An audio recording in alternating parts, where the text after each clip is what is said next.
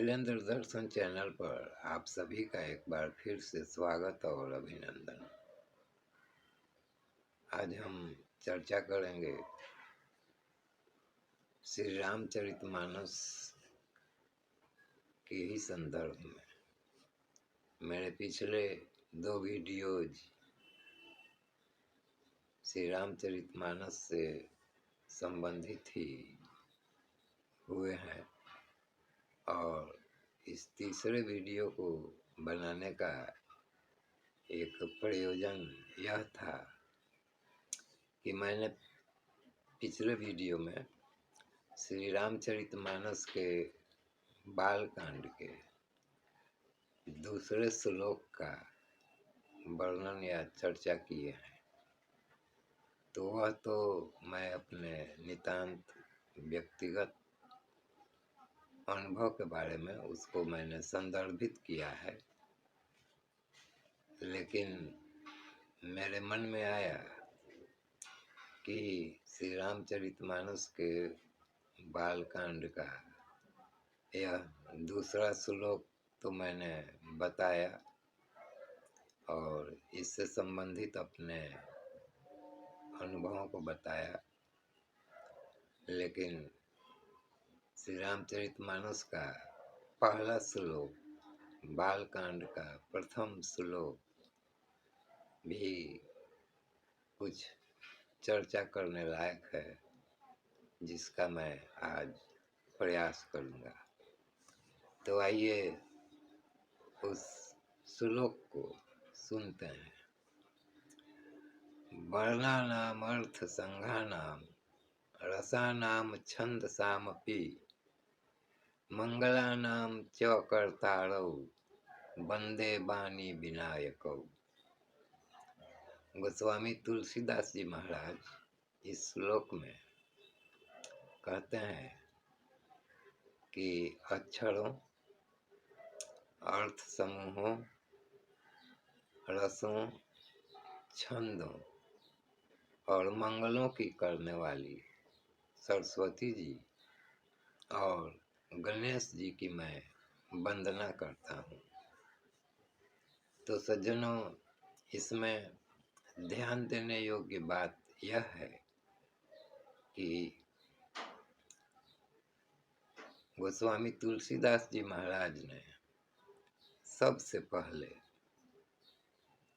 सरस्वती जी की वंदना की है और तत्पश्चात भगवान गणेश का नाम लिया है।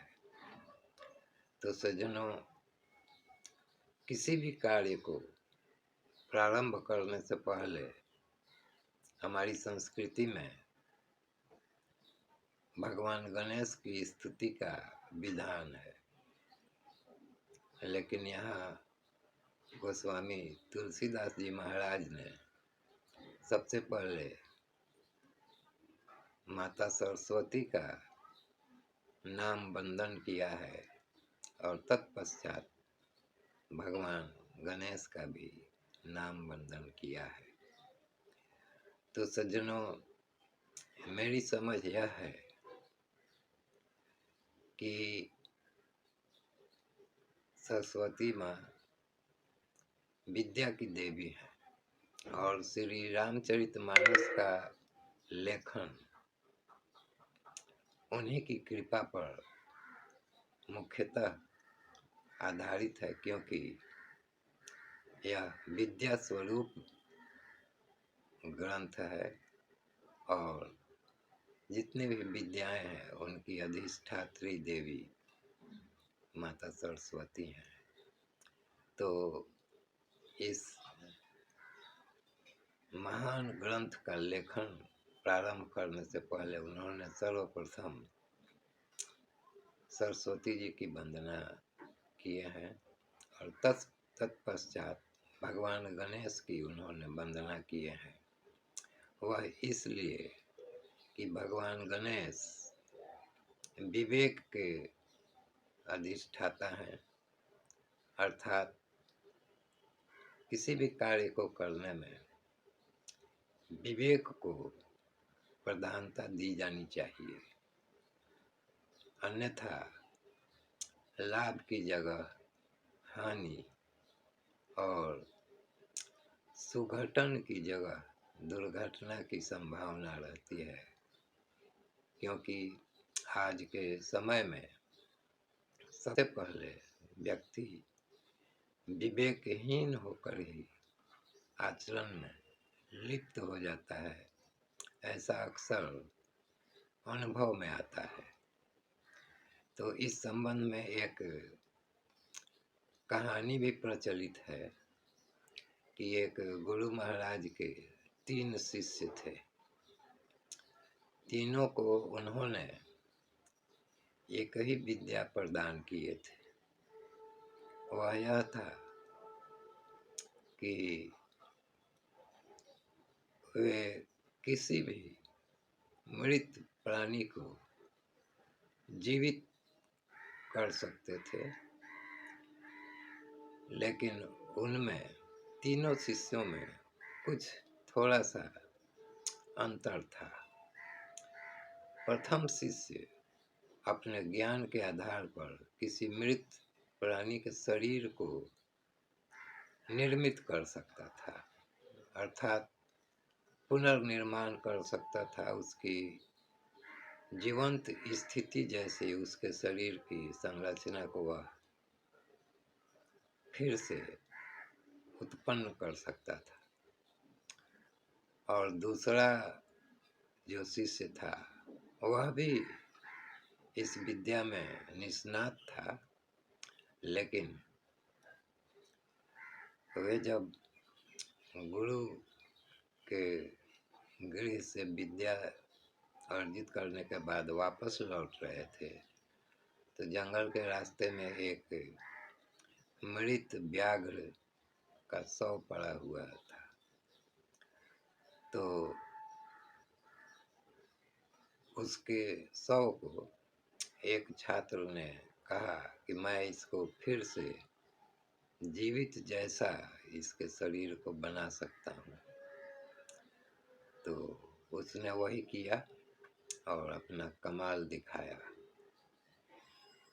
तो दूसरे शिष्य ने कहा कि मैं भी तुमसे कम नहीं हूँ, मैं इसमें प्राण फूंक सकता हूँ और यह बिल्कुल जीवित व्याघ्र की तरह विचरण करने लगेगा।